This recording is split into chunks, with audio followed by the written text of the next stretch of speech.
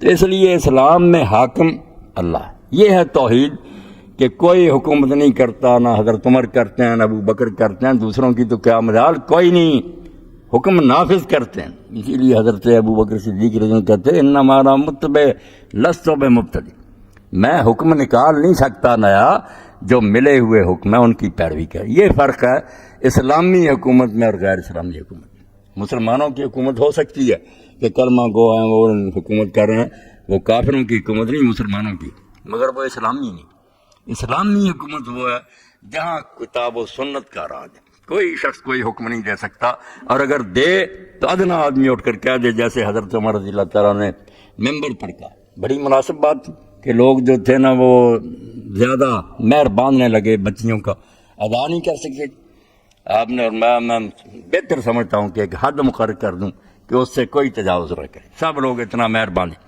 تو عورتوں کی طرف سے ایک عورت اٹھ کھڑی، اس نے کہا عمر قرآن مجید میں سورہ النساء میں اللہ نے کہا آتا ہے تم احداہن قنطار، کہ اگر تم سونے کا ڈھیر بھی مہر میں دے دو تو اگر طلاق ہو تو پھر واپس نہیں لے سکتے.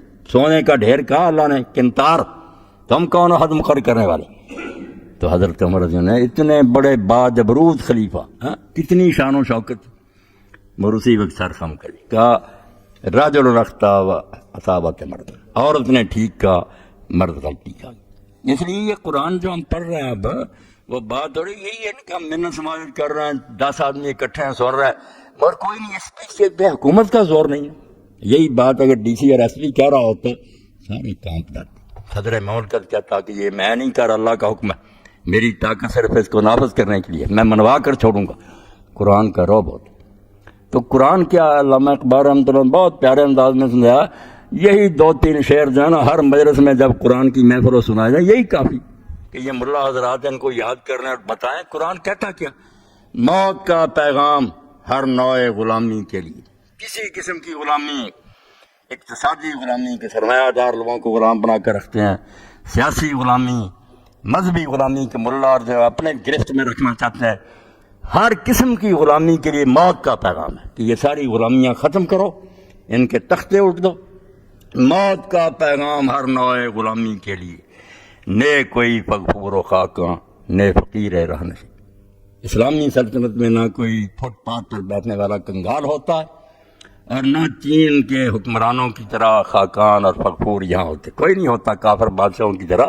حکمران بھی ایک ادنا آدمی کی طرح ہوتا، پیدل چل رہا ہوتا، سواری نہیں ہوتی، بلکہ ہو سکتا ہے ریت کے آدمیوں کے پاس بہتر سواری اور وہ بیچارہ پھٹے کپڑے پہنے پھرے. حضرت عمر رضی اللہ عنہ یہاں فغفور اور خاکان نہیں ہوتے، نہ کوئی فقیر رانشی ہوتا.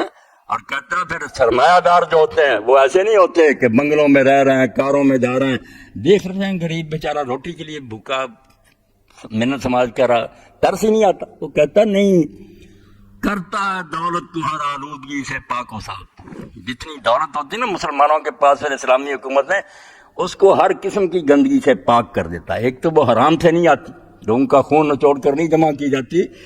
کرتا ہے دولت کو ہر آلودگی سے پاک و صاف، منعموں کو مال و دولت کا بناتا ہے امی. جن کے پاس ہوتا ہے وہ مال، ان کو بھی یہ سمجھا دیتا ہے کہ یہ تمہارا نہیں، تم امانت دار، یہ تمہارے پاس جو ہے نا امانت ہے اللہ کی، اور حق ہے ان کا جو کما نہیں سکے. فی اموالہم حق للسائل والمحروم، تجھے اللہ نے ذرا زیادہ قابلیت دے دی ثواب کمانے کے لیے کہ تو محنت کر کے ثواب کما سکے، کمائے خود دے دے دوسروں کو. منعموں کو مال و دولت کا بناتا ہے. اور پھر کہتے ہیں اس سے بڑا انقلاب کو ہوگا، اس سے بڑھ کر اور کیا، فکر و عمر کا انقلاب بادشاہوں کی نہیں اللہ کی ہے یہ زمین. آخر میں یہ نقطہ سمجھا دیا، کوئی نہ کہا کہ یہ ملک میرا، تیرے باپ کا نہیں ہے، ملک اللہ کا، تو اس کا ایک بندہ بندہ بن کر رہ، اور نہیں بنے گا تو ہم گریبان سے پکڑ کر بنا رہے ہیں کہ بندہ بن کر رہنا پڑے گا. حضرت عمر رضی اللہ تعالیٰ نے ایک موقع پر کہا اگر میں ٹیڑھا ہو جاؤں میرا کیا کرو گے؟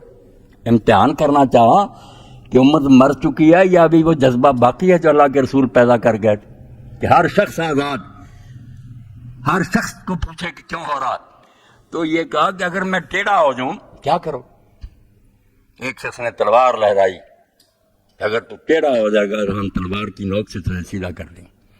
تو آپ نے فرمایا ہوش کر، کس سے بات کر رہا؟ جانچنے کی اس نے کہا جانتا ہوں میں، تو وہی عمر ہے جس کو عمر بھی نہیں لوگ کہتے تھے، عمرو.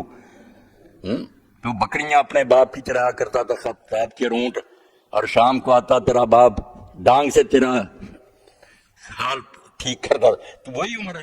یہ اسلام کی برکت ہے کہ آج لوگ مرانا۔ خبردار اگر تیرے ذہن میں ایسا کو کرنا تھا، آپ نے کہا شکر ہے، جب تک تیرے جیسے لوگ رہیں گے عمر کو گمراہ ہونے کا کوئی خطرہ نہیں۔